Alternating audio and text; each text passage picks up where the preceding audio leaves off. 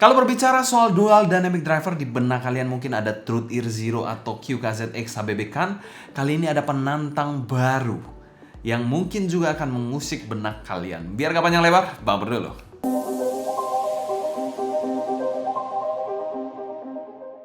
Halo semua, selamat datang di channel Sound Dignity bersama dengan saya Sebastian yang seperti biasa akan sharing info dan racun mengenai dunia personal audio, baik itu dari portable ataupun desktop audio. Kalau berbicara soal dual dynamic driver, itu kesuksesan dari Truth Ear Zero tidak bisa terelakkan lagi, banyak diikuti oleh kompetitor-kompetitor lainnya. Salah satunya adalah QKZX HBB Kan, dan kali ini ada sebuah in-ear monitor baru yaitu CCA Duo yang menggunakan juga dual dynamic driver sama seperti hal-hal in-ear monitor yang pernah dirilis sebelumnya. Di mana dual dynamic drivernya ini menggunakan dua 7 mm dynamic driver per side. Di mana dia menggunakan kabel yang sudah detachable dual pin 0,75 tipe C dari KZ dan teman-temannya lah intinya. Dan ini monitor ini dipasarkan di angka 440 ribuan, itu harga yang lebih murah dibandingkan dua kompetitor dari dual dynamic driver lainnya. Dan kita mau thanks berat untuk CCA yang telah menjadi sponsor untuk video review kali ini. Link pembelian saya taruh di kolom deskripsi di bawah, dan 100% review ini adalah opini pribadi saya. Selanjutnya kita bahas packaging dari in-ear monitor satu ini. Packaging dari in-ear monitor satu ini pernah kita bahas pada video unboxing terpisah. Kalian bisa cek aja di link di atas untuk melihat sensasi unboxingnya. Tapi overall, kalau sensasi unboxingnya sendiri ya B aja, ya mirip-mirip seperti kaset-kaset pada umumnya, dengan air tips dan kelengkapan yang juga pelit dan boring, dan secara umum kami memberikan skor B aja untuk packagingnya. Selanjutnya kita bahas build quality dari CCA Duo ini. Oke, build quality dari CCA Duo sendiri dia berbahan resin hitam translucent, di mana housingnya ini agak transparan. Jadi kalian bisa melihat di sini ada dual dynamic driver dan tubing langsung ke bagian nozzle-nya ini. Ya, bisa dilihat di sini yang kecil-kecil ya, untuk dynamic drivernya 7 mm, memang bukan yang 10 mm. Dan tidak ada tulisan sama sekali di sini, dan ada satu fan hole di dekat nozzle-nya yang di sini. Kalian bisa lihat, yes, di sini ada satu fan hole di sini. Untuk nozzle-nya sendiri kalian bisa lihat berbahan sama seperti bahan housingnya, yaitu resin yang berwarna hitam. Dan ini mungkin sekitar 4 mm ke atas lah untuk diameternya, dan sudah ada filter mesh-nya seperti ini juga. Sedikit panjang juga kalau kalian lihat nozzle-nya ini, dan sudah ada lips-nya juga untuk bagian nozzle-nya.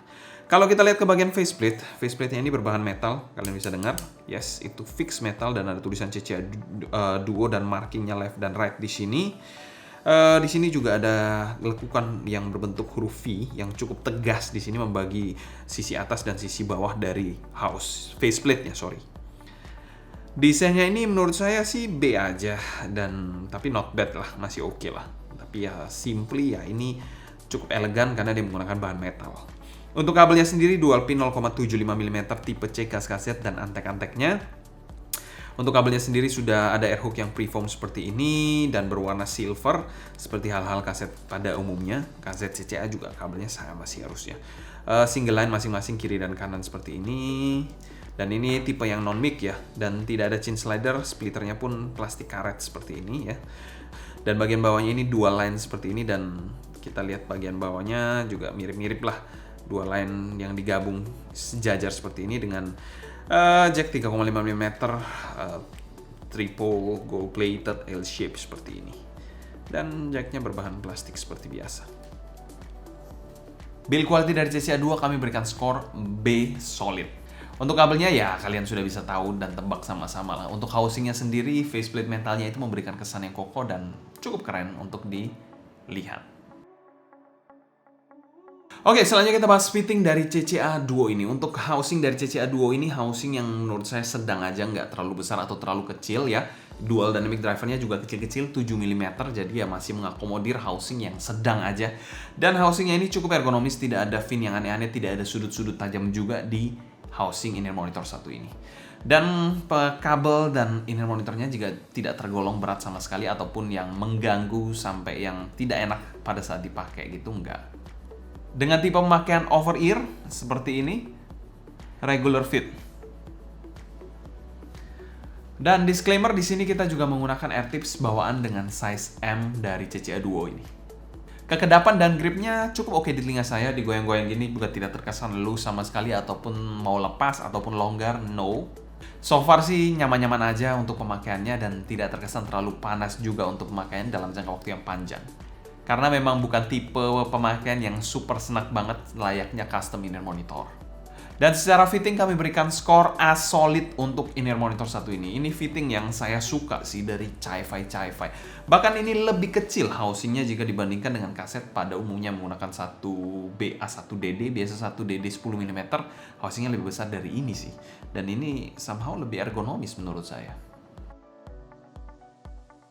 Selain kita bahas sound quality dari in-ear monitor satu ini, arah suara dari in-ear monitor satu ini bisa dikategorikan netral, agak U-shape tapi lean to bright menurut saya, dengan main di areal bass dan juga treble regionnya. Untuk power sendiri, in-ear monitor satu ini membutuhkan sedikit power untuk ngangkat. Saya sarankan mungkin dongle DAP akan lebih baik, tapi smartphone sebenarnya bisa untuk mendrive in-ear monitor satu ini, tapi perlu sedikit extra effort, extra juice, atau extra power. Dan untuk kalian yang pengen tahu selera yang saya suka, selera suara yang saya suka yaitu netral warm sih. Oke, untuk suara sendiri kita mulai dari bagian bassnya. Bassnya terasa netral, sedikit fun ya, ada kesan funnya juga di situ. Dimana decay-nya ini masih terkesan cukup neutral, khas dynamic driver dan cukup bersih. Impact-nya bagus, luas dengan punch yang tidak super dalam banget menurut saya. Rumble-nya oke di sini, dan itu yang salah satu yang poin plusnya juga, rumble-nya oke dan cukup bergetar di situ. Bassnya ini tergolong cukup gesit ya untuk kelas dynamic driver, tapi belum secepat balance armatur ataupun planar kelasnya. Cukup bersih dan cukup jelas juga untuk bagian bassnya. Dan secara kuantitas memang bukan yang besar-besar banget sih untuk bassnya, tapi masih kategori yang cukup all-rounder bassnya. Kalau kualitasnya cukup oke, bersih, speednya lumayan, dan untuk selera saya sih masuk. Tapi agak sedikit kurang tebal aja dikit untuk bassnya untuk selera saya. Tapi ya masih masuk sih. Untuk bagian mid-nya nih posisinya cukup pas dan sedikit tipis tapi dikit aja. Male vokalnya ini bodinya agak ketipisan dengan dinamika yang cukup oke, dengan artikulasi yang jelas juga dan emosi yang sedikit kurang terasa di sini. Cukup clear, bersih dan sedikit tipis suara dari male vokalnya. Female-nya ini cukup pas dan tidak ketipisan atau ketebalan menurut saya, dengan artikulasi yang jelas namun sedikit terasa kurang dinamis saja suaranya. Tapi dalam konteks yang terkontrol dan aman sih untuk female vokalnya. Untuk shout-nya sih masih aman di lagu Norah Jones kalau saya dengarkan. Selain itu presentasi instrumennya cukup ngalun dan rapi di in-ear monitor satu ini, dengan piano yang cukup neutral dan gitar yang cukup presisi dan on point. Nah, ini salah satu yang cukup menarik yaitu treble-nya. Treble-nya ini nice, eksekusinya mantep banget menurut saya, dengan kesan string yang pas namun tetap terkontrol di sini ya. Dimana kesannya ini agak sedikit mundur dengan decay yang sedikit panjang di sini. Terasa sedikit bright tapi cocok untuk treble head. Tapi juga kalau kalian memang sensitif masih cukup oke, karena memang nggak sampai yang tolil banget, nyerang banget ataupun picky banget, enggak. Ya ini saya masih bilang masih bisa lah. Kalau mungkin kalian super sensitif banget mungkin nggak terlalu saya sarankan, tapi yang sensitif dikit mungkin bisa lah.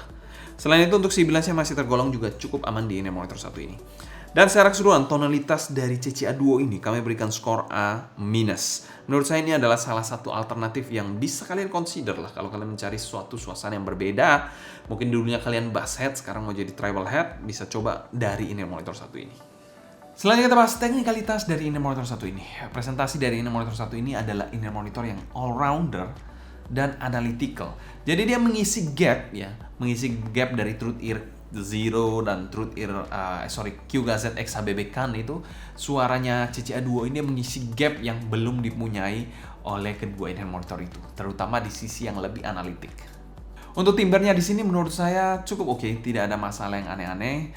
Dan sedikit fun fact juga, CCA Duo ini arah suaranya, VR gitulah. Frekuensi responsnya ini cukup mirip dengan Blessing 3. Mungkin kalau kalian coba dua in-ear monitor ini, bagaimana sih pendapat kalian? Kalau kalian punya Blessing 3, mungkin bagaimana pendapat kalian dengan CCA Duo ini? Bisa sharing di kolom komentar di bawah ya.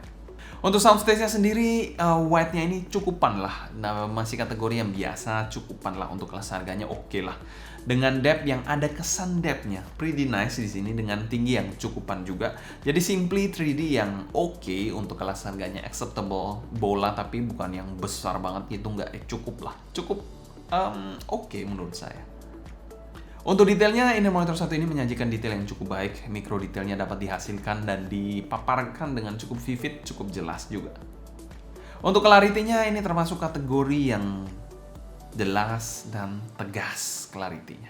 Untuk separasi imaging dan positioning, separasi ini cukup oke di CCA Duo ini. Dengan imaging yang ada kesan layernya, walaupun tidak sampai yang berlayer-layer yang grand banget gitu, enggak. Dengan positioning yang cukup precise lah untuk kelas Dual Dynamic Driver. Dan secara umum kami memberikan skor A solid untuk teknikalitas inner monitor satu ini. Pretty surprisingly 440.000. Teknikalitasnya bisa menyaingi inner monitor di atasnya.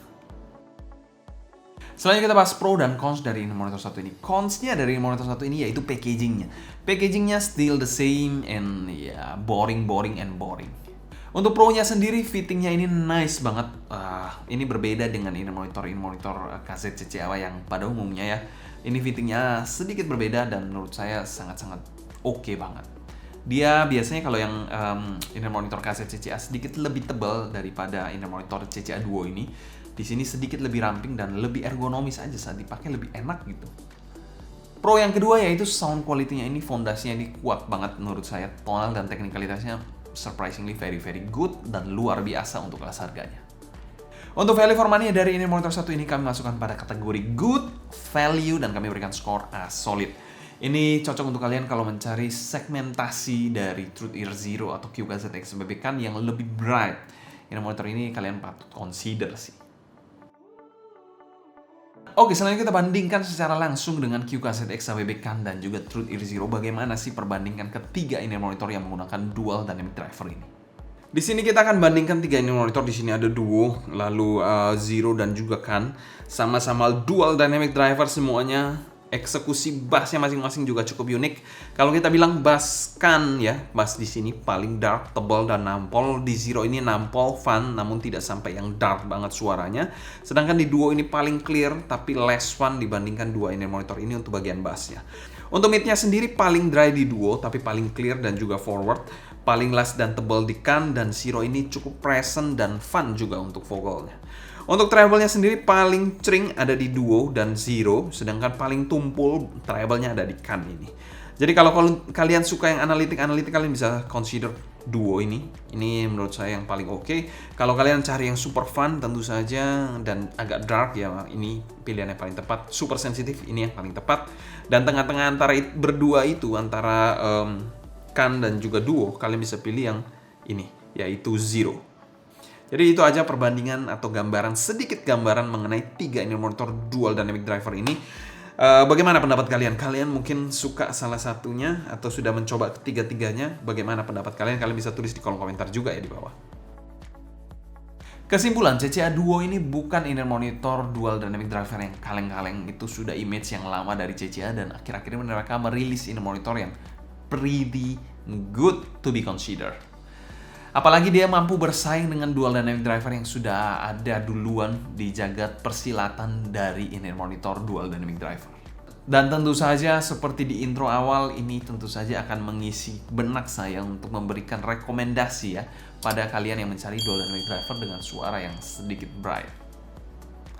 Mungkin sekian dulu untuk cerita saya mengenai CCA Duo. Kalau kalian suka, jangan lupa subscribe, klik tombol like, follow Instagram, TikTok, and Discord kita @SoundDignity agar kalian tidak ketinggalan update terbaru mengenai dunia portable dan desktop audio. Kalau kalian ada pertanyaan seputar CCA Duo, feel free tulis pertanyaan kalian di kolom komentar di bawah ya. Mungkin sekian dulu untuk video kali ini. Saya Sebastian dari SoundDignity. Pamit undur diri. Sampai jumpa di video berikutnya. Have listening, stay healthy, and ciao.